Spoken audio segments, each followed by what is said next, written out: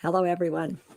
So we're into December, and last week I was talking a little bit about our attitude, why it really is the key to our happiness. I want to talk a little bit more this week about attitude and the fact that it really is a difference maker in so many ways. John Maxwell says our attitude determines our relationships with people. And what he's really saying is that everything is impacted by our attitude.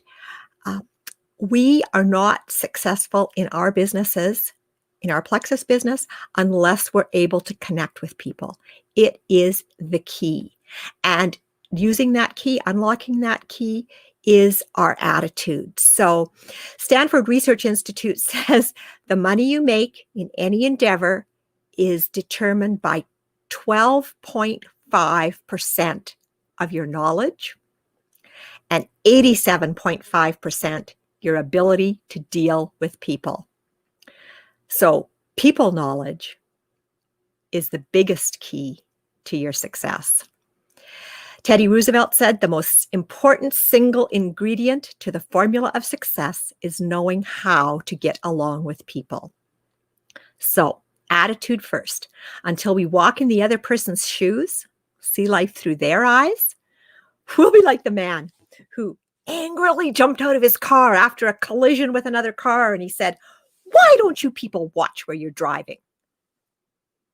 You're the fourth car I've hit today."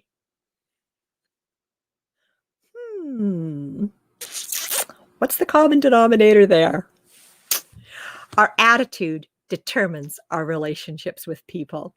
So figuring out a way to approach these things with a positive attitude is the difference between success and failure.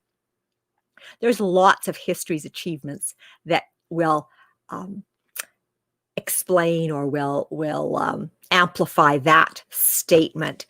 Think about kids in school. So I know lots of the people here have children in school. I have had, and I have grandchildren in school. So do you think it's more important that they're tested for aptitude or attitude?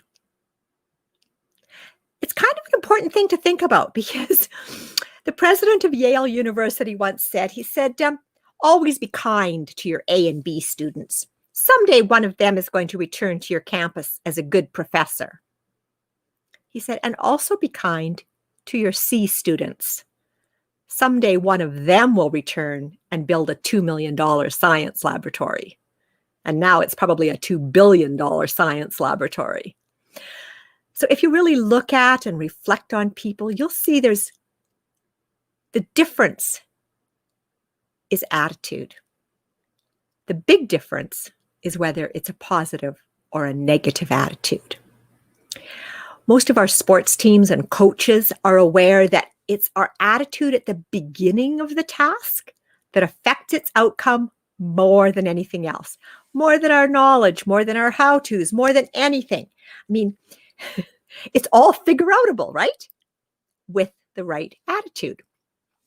So when we think about sports teams, surgeons want to see their patients mentally prepared before going into surgery. Job seekers know that a prospective employer is looking for more than just skills. They want that positive. The people that are starting a new health program, it's their attitude going into it that's the biggest piece of their success. If they're starting because somebody's trying to convince them or because it's a sale or a good deal, they are just plain not as committed to the outcome. So attitude going in makes all the difference. There's a story that I'd like to tell you here, and it's about a shoe salesman. And these two shoe salesmen were sent to this island. And one shoe salesman got there and nobody was wearing shoes. And goes back to his boss, sends the message, send me a ticket for the next plane home. Nobody here wears shoes. The second shoe salesman sent back a message to his office. He said, "Holy smokes, it's a great market." He said, "Send me 10,000 pairs of shoes. Everybody needs shoes here." What a difference in attitude.